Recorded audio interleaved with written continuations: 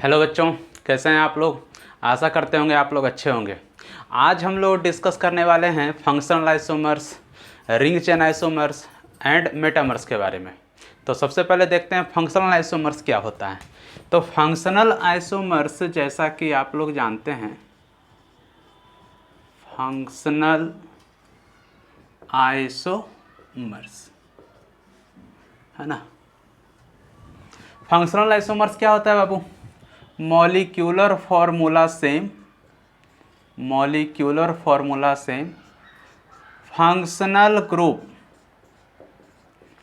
Functional group are different. Functional group क्या होगा? Different होगा। और एक बड़ा ही इंपॉर्टेंट बात है, उसको ध्यान में रखिएगा कि ring chain isomers are also known as functional isomers.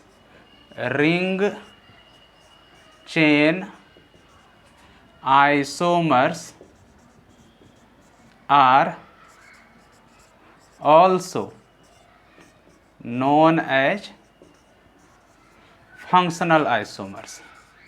Ring chain isomers को भी हम लोग क्या बोलते हैं? फंक्शनल आइसोमर्स बोलते हैं। इसे स्टार लगा दीजिएगा, बड़ा इंपॉर्टेंट लाइन है। अब कुछ एग्जाम्पल देख लेते हैं, है ना।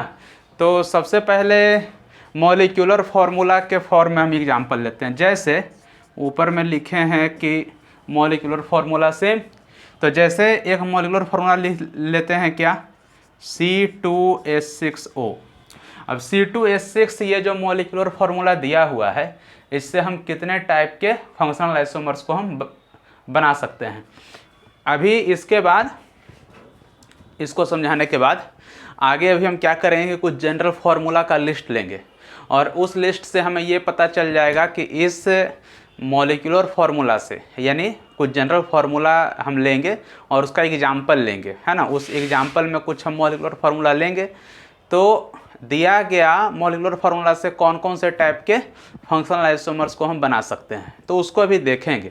तो पहले इसको देख लेते हैं, क्या है C2H6O। तो C2H6O से हम क्या क्या बना सकते हैं, देख लेते हैं बाबू। C2H6O से हम बना सकते हैं C2H5OH। बताइए क्या है ये? बहुत अच्छा, इथेनॉल। क्या है ये? इथेनॉल। और CH3OCH3, ये क्या है हमारा? Di methyl ether. मतलब कि नाम से ही पता चल रहा है कि हमारे पास दो डिफरेंट मॉलिक्यूल हैं। दो डिफरेंट मॉलिक्यूल कैसे? क्योंकि उसमें दो डिफरेंट फंक्शनल ग्रुप प्रेजेंट है। तो ये है हमारा अल्कोहल और ये हमारा है ईथर। आगे कुछ और भी मॉलिक्यूलर फार्मूला ले सकते हैं, जैसे C3H6O। अब इससे क्या क्या बना सकते हैं? इससे हम बना सकते हैं एक ये एसीटोन बना सकते हैं, बड़ा ही इंपॉर्टेंट ऑर्गेनिक सॉल्वेंट है ना। और क्या बना सकते हैं?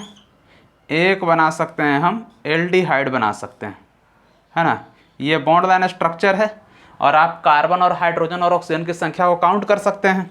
जैसे यहाँ पे देखिए तो क्या है, 3 कार्बन है, आपको दिखाई दे रहा है, और 6 हाइड्रोजन, है ना, और 1 ऑक्सीजन। देख लीजिए यहाँ पर भी 3 कार्बन और हाइड्रोजनों की संख्या 6, 3 + 2 5 और 1 कितना हो गया? 6, है ना। तो यहाँ पर भी क्या है, दो डिफरेंट टाइप का, दो डिफरेंट फंक्शनल ग्रुप है। इसमें हमारा है ये क्या? कीटोन, है ना। ये क्या है? कीटोन। और ये क्या है? एल्डिहाइड। ये है हमारा एल्डिहाइड।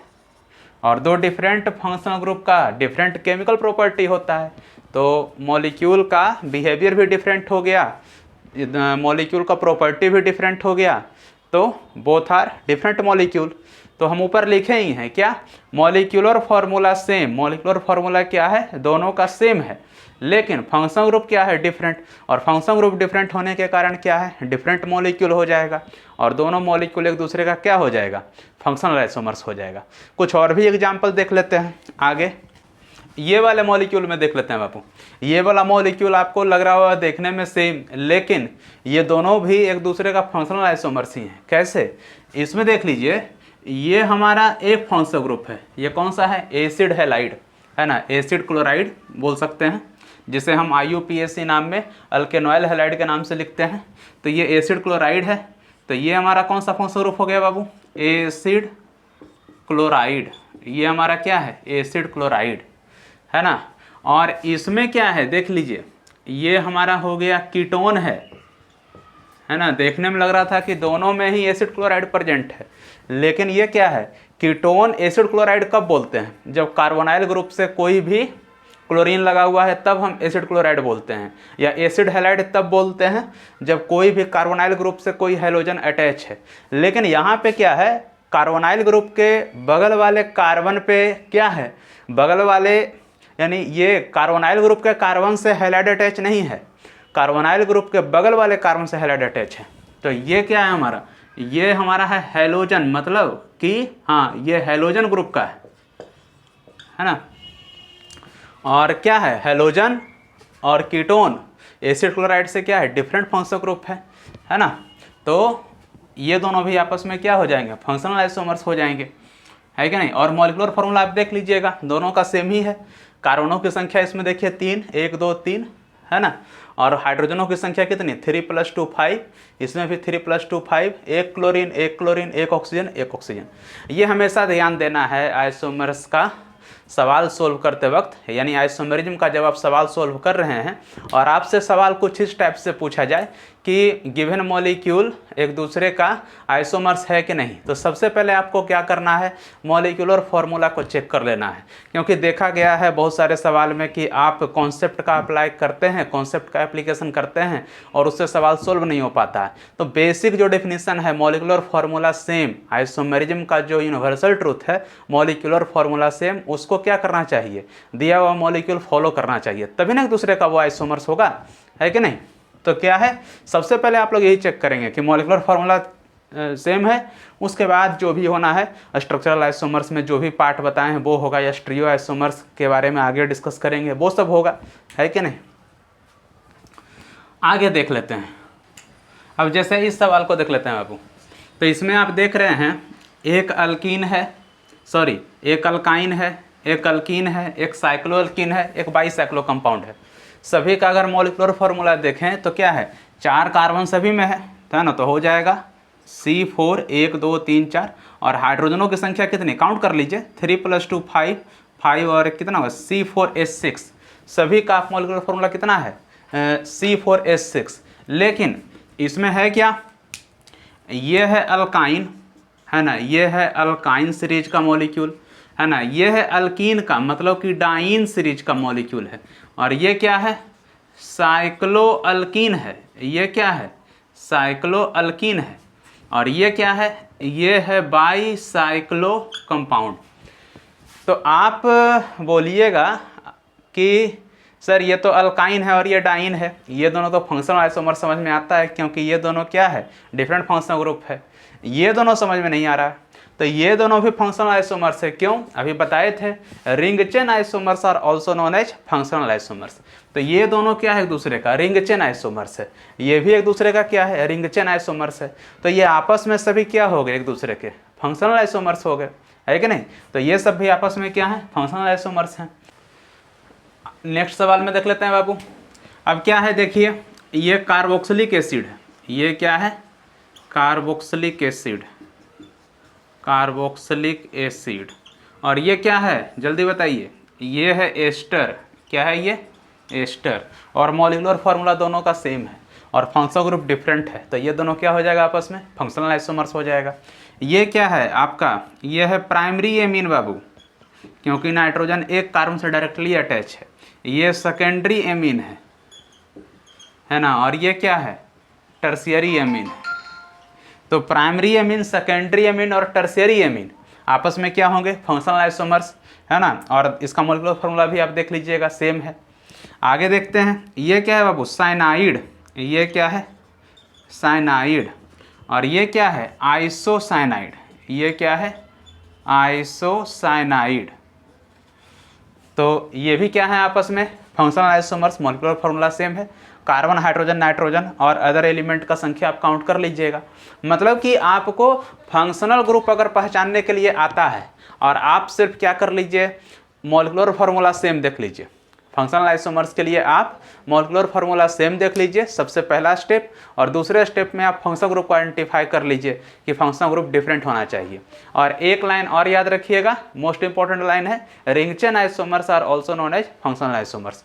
तो आप आसानी से फंक्शनल आइसोमर्स को आइडेंटिफाई कर सकते हैं। अब आगे देखते हैं, जो भी बताए थे कि अभी कुछ देर पहले जो बोले थे कि जनरल फार्मूला के बारे में बताएंगे, अभी उसके बारे में बताते हैं, नोट कर लीजिए।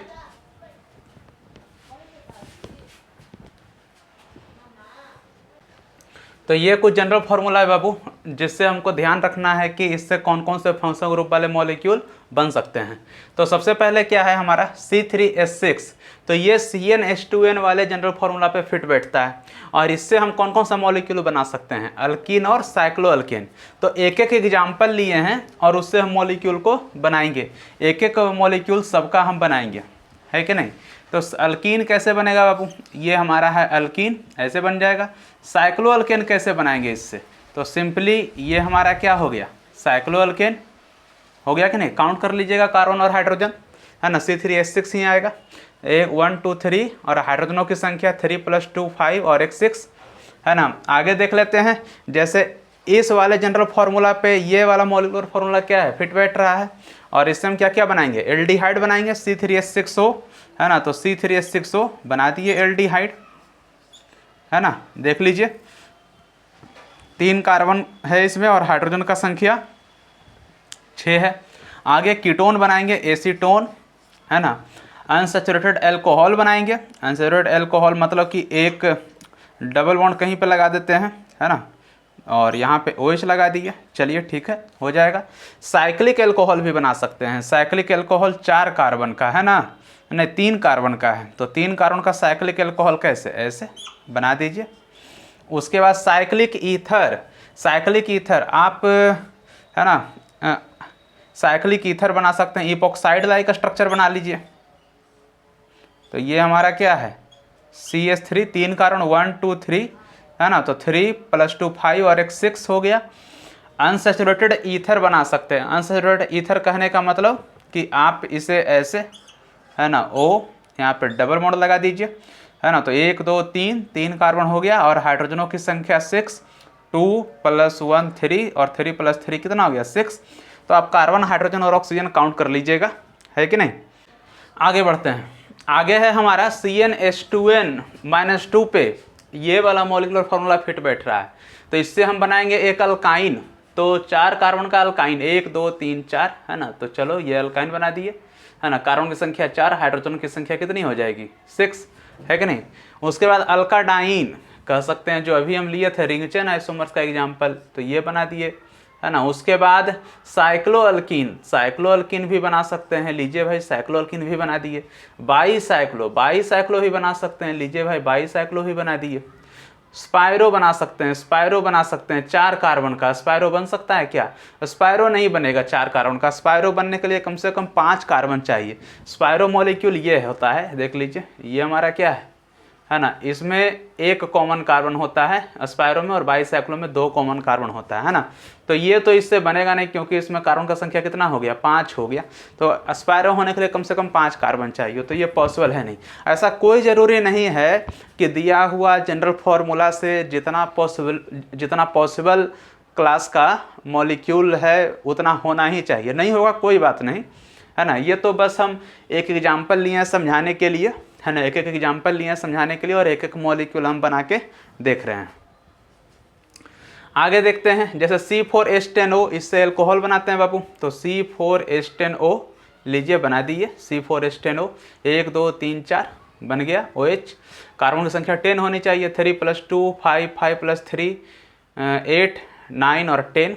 ईथर बना सकते हैं, हाँ बना सकते हैं, बिल्कुल बना सकते हैं, लो बनाइए, 1 2 3 बन गया। उसके बाद इससे हम बना सकते हैं प्राइमरी सेकेंडरी टर्शियरी अमीन, अभी हम इसका एग्जाम्पल लिए भी थे तो ले लेते हैं, 1 2 3 4, 1 2 3 4, 4 कार्बन का, और इधर क्या लगा देते हैं NH2, ये हमारा हो गया प्राइमरी अमीन, और ये हमारा हो गया सेकेंडरी अमीन, 1 2 3, है ना, इधर भी लगा देते हैं, 1 2 3 4 हो गया। टर्शियरी एमीन भी बना सकते हैं, जैसे 1 3 4, 1 2 3 4 टर्शियरी एमीन हो गया। अब इस वाले मॉलिक्यूलर फॉर्मूला से हम बना सकते हैं कि एसिड और एक एस्टर बना लेते हैं, C3H6O, है कि नहीं। सबसे पहले लोग कार्बोक्सिलिक एसिड बना दिए, एक यही ना एसिड है 1 2 3, उसका एस्टर बना सकते हैं, तो एस्टर बना दिए OCH3, लीजिए 1 2 3 C3H6O, 3 + 3 6, 3 + 2 5, 5 और 1 कितना हो गया 6, है ना। तो ये आप देख सकते हैं इससे, है ना। इधर लिख देते हैं, ये हमारा है प्राइमरी एमीन, क्योंकि एमीन वाले में बहुत दिक्कत होता है लोगों को, है ना। 2 डिग्री एमीन, बहुत सारे तो एमीन को ये समझते भी नहीं है कि ये प्राइमरी सेकेंडरी टर्शियरी एमीन अलग फंक्शनल ग्रुप होगा, सब एक ही फंक्शनल ग्रुप मान लेते हैं, लेकिन ऐसा है नहीं। तो ये कुछ एग्जाम्पल हो गया बाबू जनरल फार्मूला से रिलेटेड, देख लीजिए, नोट डाउन कर लीजिए। आगे बढ़ते हैं, आगे देख लेते हैं बाबू रिंग चेन आइसोमर्स के बारे में। रिंग चेन आइसोमर्स, नाम से ही पता चल रहा है एक रिंग होगा एक चेन होगा। लिख लेते हैं रिंग चेन आइसोमर्स क्या होता है। Ring chain isomers universal truth, molecular formula same, और एक मॉलिक्यूल क्या होगा, 1 is ring and another 1 is chain, another 1 is chain. एक रिंग होगा और एक क्या होगा, चेन होगा, और उसको आपस में क्या बोलेंगे, रिंग चेन आइसोमर्स बोलेंगे, है ना। तो एग्जाम्पल देख लेते हैं कुछ। तो इसके लिए एक बेसिक सा पहले एग्जाम्पल लेते हैं, C4H8, है ना, C4H8 मॉलिक्यूलर फॉर्मूला से इस कारण से एग्जाम्पल लिए हैं। इसमें कई बार क्या होता है, आपको पूछ देगा total number of structural isomers C4H8, है ना। तो इसका total number of structural isomers बताइए। तो आपको क्या करना है, सबसे पहले इसका DU निकाल लेना है ना। मॉलिक्यूलर फार्मूला से रिलेटेड सवाल में आपको जब भी पूछा जाए कि total number of structural isomers बताइए, तो सबसे पहले आपको क्या करना है, उसका DU निकाल देना है, डिग्री ऑफ अनसैचुरेशन निकाल देना है। तो इसका DU निकालिएगा तो क्या हो जाएगा, इसका DU का वैल्यू आ जाएगा 1, है ना। फॉर्मूला भी अप्लाई कर सकते हो, ऐसे हम कॉन्सेप्ट से बना लिए हैं, उसका वीडियो में पढ़ा हुआ है कैसे कॉन्सेप्ट से, वीडियो में प्रीवियस वीडियो में बताया गया कि कैसे हम कॉन्सेप्ट से निकालते हैं DU। तो इसका डिग्री ऑफ अनसैचुरेशन कितना हो जाएगा 1, क्योंकि 4 कार्बन का अल्केन में होना चाहिए 10 हाइड्रोजन C4H10, और 2 हाइड्रोजन का कमी हो गया तब हो गया C4H8। तो 2 हाइड्रोजन का कमी हो गया मतलब 1 मोल हाइड्रोजन का कमी हो गया, और जितना मोल हाइड्रोजन का कमी हो जाता है, या जितना मोल हाइड्रोजन को हम ऐड करने के बाद अनसैचुरेटेड मॉलिक्यूल से सैचुरेटेड मॉलिक्यूल बनाते हैं, वही उस मॉलिक्यूल का क्या होता है, DU होता है, बता चुके हैं पहले। तो इसका DU क्या हो गया 1, मतलब जिस मॉलिक्यूल का DU 1 होगा उसमें क्या होगा, open chain with 1 pi bond, मतलब कि उसमें ओपन चेन होगा एक पाई बॉन्ड के साथ। तो इसका पोजीशन हम चेंज कर सकते हैं, ऐसे बना सकते हैं, एक ऐसे हो सकता है बाबू, है ना। उसके बाद एक रिंग होगा जिसमें कोई भी पाई बॉन्ड नहीं होगा, एक रिंग के साथ ऐसे भी बना सकते हैं, है कि नहीं, बना दिए। अब देखिए, अब इसमें सवाल कुछ ऐसे पूछा जाता है कि 1 2 3, कभी कभी ये सारा मॉलिक्यूल आपको बना के दिया हुआ रहेगा और बोलेगा कि बताइए रिलेशन बताइए, फर्स्ट का रिलेशन सेकंड से बताइए क्या होगा, सेकंड का रिलेशन 3 के साथ बताइए क्या होगा, है ना। 4 का रिलेशन बताइए 5 के साथ क्या होगा, है कि नहीं। 3 का रिलेशन बताइए 5 के साथ क्या होगा। कुछ इस प्रकार से आपको सवाल पूछा हुआ रहेगा। आपको इस टाइप का सवाल सोल्व करने से पहले आपको एक कोड वर्ड याद रखना है। क्या है वो कोड वर्ड, RTFMCP,